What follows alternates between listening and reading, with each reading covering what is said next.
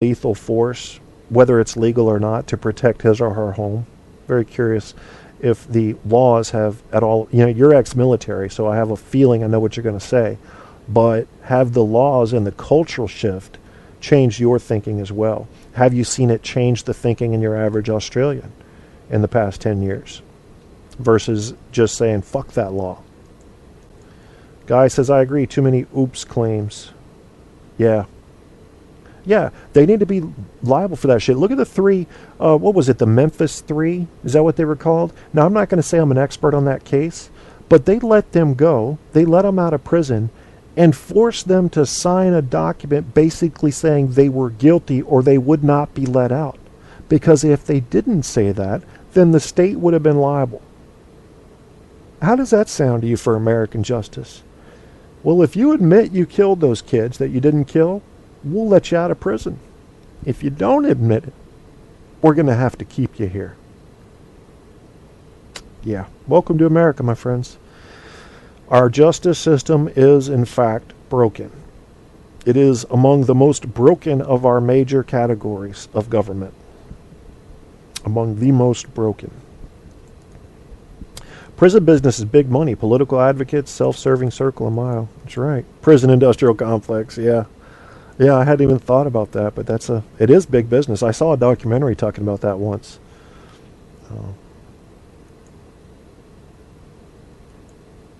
Yeah, with a good legal team, Oscar P. would have gotten a jury to let him walk in the U.S. system. Probably. So if I were in Australia, knowing that the gun laws are the way they are, which is you can't have one, if I were in England with basically the same laws, I'm afraid I would have to break the law. I would. Maybe that's kind of primitive thinking. Maybe it's the problem with the basic American mindset. I'm not a gun guy per se, but if I'm thinking, how do I defend my family if there's an intrusion, or if shit hits the fan quick and you got no time, and now even your groceries are being hunted, what little groceries you may have in the house. How are you going to protect yourself? I'm not so sure I could put faith in a taser. I'm not so sure that my 4 guard cats would make me feel secure. But lead that flies at, 1,000 miles an hour or so, that gives me a little bit of a good fuzzy feeling like I can get the first 10 of them at least when they come. Now, if the zombies are coming and there's 20 at a time, well, at least I can get the first 10. But then they might get me on the reload, or, maybe the bullets don't hurt them too bad. Depends on the level of zombie they are.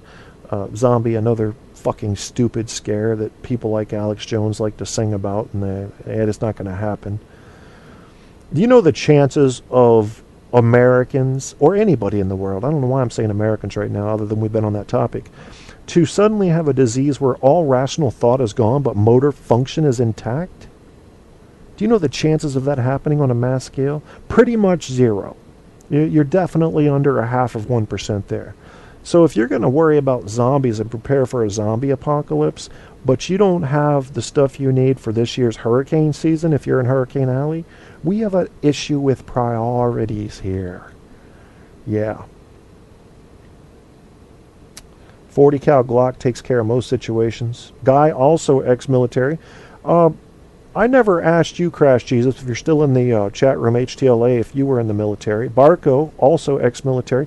Somehow, I don't know, all my people in chat are ex-military or had close family members. Kim's father was also Air Force. I was Air Force. And what a weird thing that just about everybody I'm talking to now is either close to military or is ex-military. I thought that was called being a female. Told you Barco would say that whatever you're not expecting, that's what he's going to say. So as soon as you think what Barco might say now, this would be unexpected, too late. He's not going to say that because now you're expecting that. It's what you're not expecting is what he's going to say. We're lobbying for more law to put Americans in prison to grow our business. Yeah, exactly. What happens, folks, is people that become used to a revenue stream do not want to see that go down. They can survive if it stays the same. Ultimately, they want it to go up. But I was talking with my fiance about this today. Now, she works for the commissioner of the Revenues Office. So, among other things, they collect personal property tax, okay? Military people that retire, remember, they don't have to pay personal property tax, at least in most states, it may be federal, all the way through their career. But once they get out, they got to start paying personal property tax, at least in Virginia, in this county. And they don't like that. Because if you think about it, what happened to them is their income just went down if they went straight from active duty to retirement and didn't also pick up another job. And their income has gone down, and now you're making their expenditures go up at the same time. So that's a double whammy for them, the way they're feeling it. So they call our office and they're pissed off. And the law is the law. I mean, it's just, yeah, you got to start paying property tax. Sorry. People don't like that shit at all. So if you get a bunch of people in the, as they're talking about now, the prison industrial complex, and they're used to making money, you know, you got the people, say you got a third-party company supplying the meals to the prison, and they're used to serving a prison with 20,000 inmates, and a proposal comes up to open a new wing of the prison that would support 10,000 more. You think they're not going to be behind that proposal and trying to push some buttons to make that happen? They can add 33% to the top of their business, or actually, mathematically, it would be 50%, because it would be half added on. It would then become 33% effectively, but I was an English major. What the fuck do you want? I'm close. Yeah, they're going to be pushing for that. That's going to grow their prison industrial complex and all those other supporting businesses around there. Attorneys with, branches that have, hire all these other attorneys and legal professionals to do the work. Sure, all of a sudden that's going to leap out. All kinds of stuff growing up for that. Now, take that same prison that has 10,000 inmates and say you're going to trim it back to only contain 6,000. What is that meal service going to do then? What are those local law offices going to do then? They're going to bitch like crazy and try to stop that. Because while they don't necessarily need their business to grow tomorrow, they sure as hell aren't taking a cut. People don't like to get something and then give it back.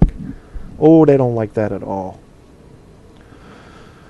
So I think it's something to watch out for. The capitalist machine in America is always a hungry machine, and there's only one thing it likes to eat, and that's the next thing in its way that's standing between it and more money. The bottom line is all that matters in business. Business ethics is bullshit. You hear about it, and you see it being taught in universities, and I've sat through the classes, and I realized when I first experienced it that it was bullshit. Because when you compare what they teach you in ethics to what businesses are doing, you see no similarity. Because the similarity dies when they go through the door and look at the accounting pages and see the bottom line. Bottom line must go up. Everything else is negotiable. Everything else is negotiable. Bottom line must go up. That's the capitalist machine at work. And unfortunately, that machine, as many stars as it makes, and I love capitalism compared to the other choices, it also has some, I guess you would call it, victims of the crossfire, collateral damage. When the big machine starts running, it steps on some small people, and it's going to squish some. That's the way it goes. But anyway, I don't know. That's about all I got for this show, folks. Let's see. I did want to look very quickly at what else was in the news and see if there's anything that really jumped out at me.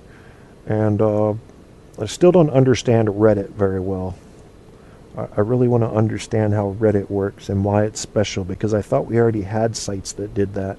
But I guess I was wrong. There's something special about Reddit that I haven't found yet. So the Illinois teen arrested for trying to join ISIS. I told you they should have let him join and blow him up like the rest of them.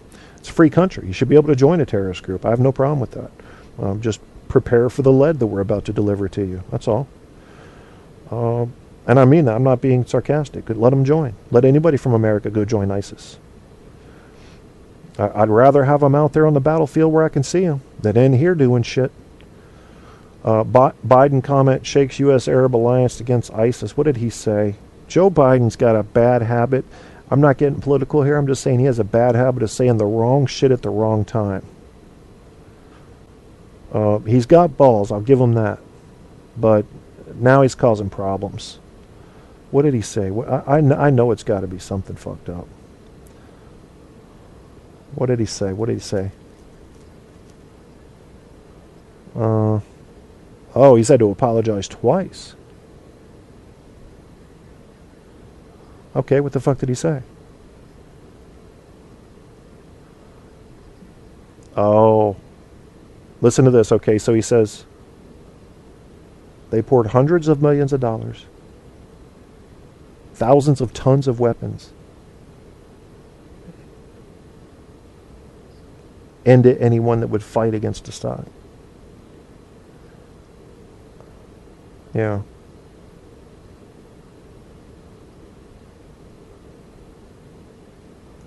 Okay, so yeah, he was saying, all right, well, you heard it. I'm not going to go over it again. That's Joe Biden being Joe Biden. One thing about him is you don't have to guess how he feels. You know, that can be admirable in a politician. If he runs for president, he's never going to get it. I can promise you that. But he may run anyway. Why not? It's a once-in-a-lifetime opportunity. Run for president. Why not? Yeah, I don't see anything else interesting in the news right now that's interesting to me, enough to talk about on a radio show anyway. Speaking of radio shows, I need to tell you guys about a few radio shows that my friends run. Barco is one of the members on the Bastard FC network. You need to check that out, Bastard_FC. Search for that at Spreaker.com. And he works with RD as well as a couple of others. Maybe, Barco, you could clarify who else is in that group that comes on that channel. Guy Shea has his own show, Guy Shea, SHEA, also known as DJ Bad Guy. You will find him on Spreaker as well. HTLA1 Radio out of New York City proper. My friend Chris Crash Jesus, who has all of the professional equipment and the radio voice and a great show he puts on. Naturally, he's a Canadian. You know, we don't have that type of talent genuinely come from inside the U.S., but he's an American now, and that's all that matters. He is among us, and he brings great talent with him to our country, and I like that.